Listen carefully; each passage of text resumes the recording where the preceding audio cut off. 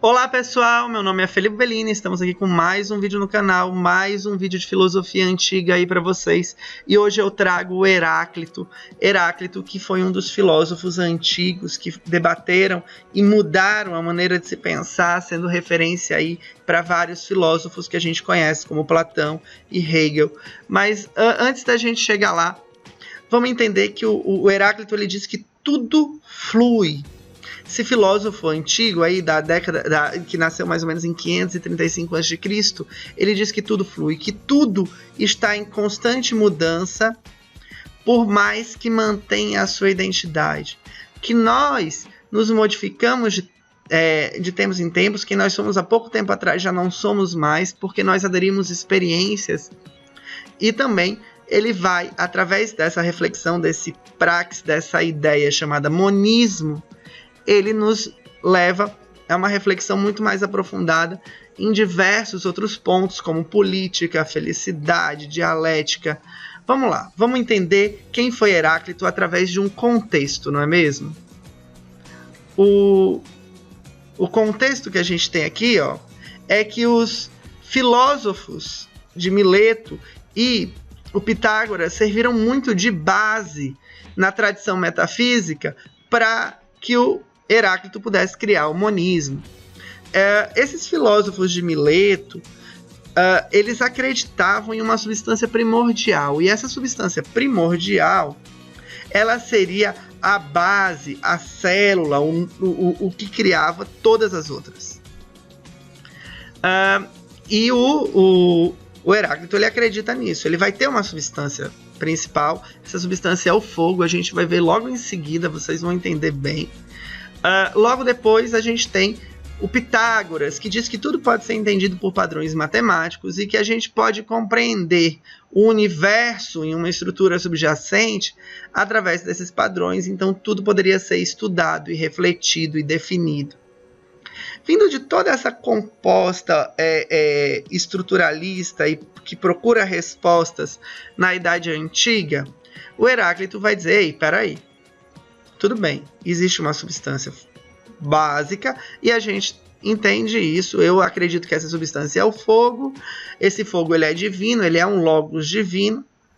E eu também entendo que a partir do momento que se cria, tudo se modifica. Não é só criado, não chega aí. E essa vai ser a grande sacada dele. Junto com o Heráclito, contemporâneo ali, a gente tem o Parmênides.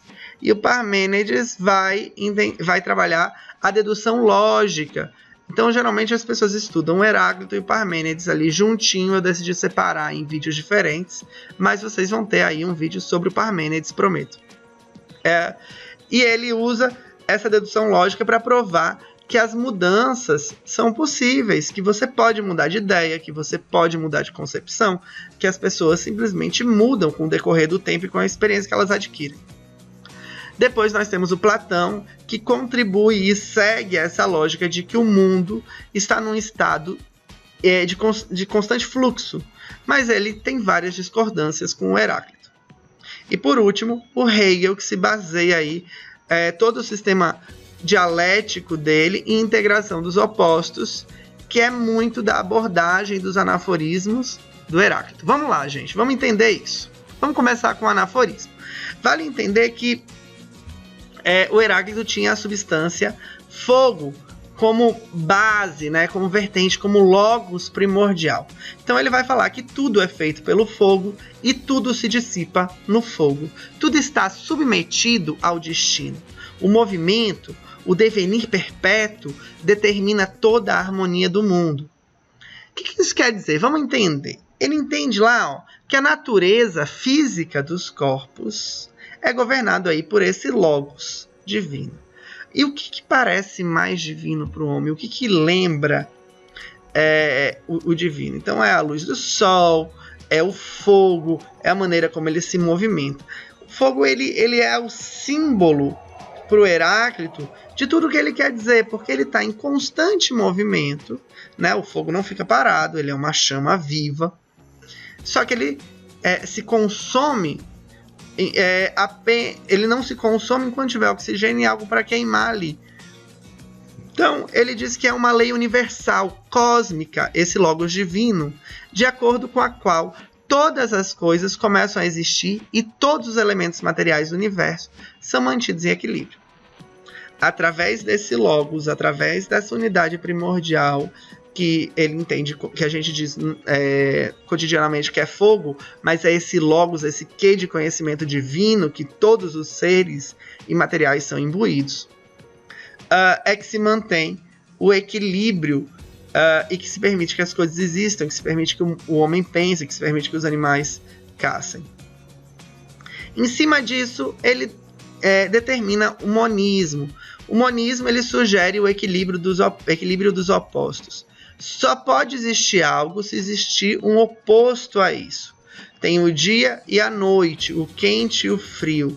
Basicamente, a unidade do universo e fundamental processo de substância é ter esse paradigma central de que existe algo oposto sempre, mas que eles fazem parte de algo único. Isso seria o monismo, tá bom, pessoal? E daí, ó que legal, o Heráclito ele faz uma reflexão em cima do monismo, seguindo a teoria dele, sobre a doença. Ele vai dizer que a doença torna a saúde agradável. Por quê? Porque se não fosse o mal, não saberíamos o que é o bem. Se não fosse a fome, não saberíamos o que é a saciedade. Se não fosse a fadiga, não entenderíamos o quão bom é o repouso. O legal dessa composição do Heráclito é que ele entende que tudo é um corpo só, tá, pessoal? Vamos entender que o cerne e o oposto do cerne fazem parte de um único ente. Então ele afirma que uma tensão é constantemente gerada entre esses pares opostos, porque eles são pares. E ele conclui que tudo está, então, em um permanente estado de fluxo. Vamos usar um exemplo do rio aí, que é o mais tradicional.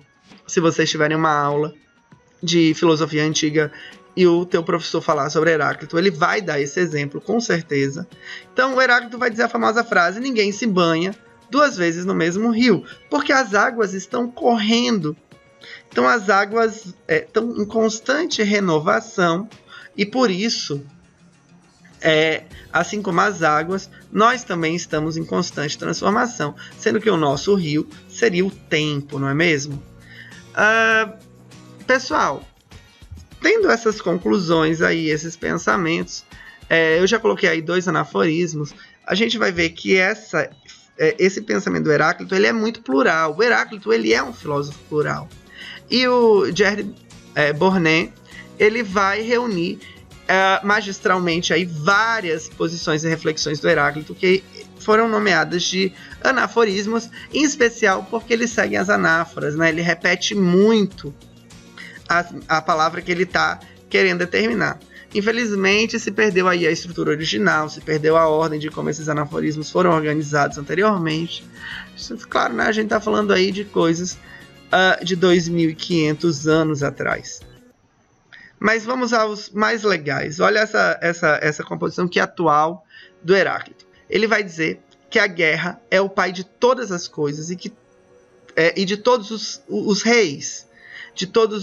De uns ele fez deuses, de outros homens, de uns escravos, de outros homens livres. Isso é um perfeito debate político do Heráclito sobre a mente humana, né? Uma vez que tu tá sempre transformando, tu transforma tuas ideias constantemente. Tu tá em constante transformação e tu vai modificar o que você pensa ao teu benefício. Então o Heráclito, ele bota aí a guerra como se fosse a feitora de reis e escravos. Se não existisse a guerra, tudo estaria inconstante e não mudaria. O homem faz artifício da guerra para fazer a mudança de classes, para exercer dominância, para escravizar os outros, e etc. Uma crítica super pesada e super atual, se a gente for pensar em todo o sistema colonialista que a gente teve ao redor da história, em como hoje funcionam as grandes megapotências em cima dos países subdesenvolvidos ou nada desenvolvidos.